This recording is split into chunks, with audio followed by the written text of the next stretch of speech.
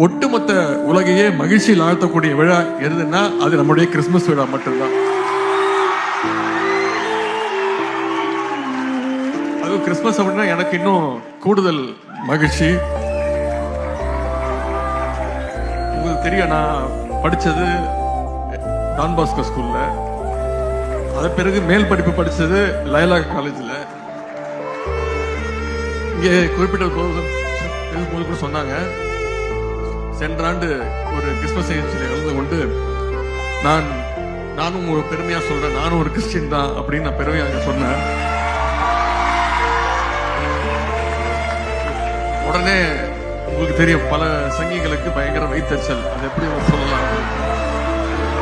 நான் இன்னைக்கு மீண்டும் உங்க முன்னாடி சொல்றேன், அது சொல்றதுல நான் ரொம்ப பெருமைப்படுறேன்.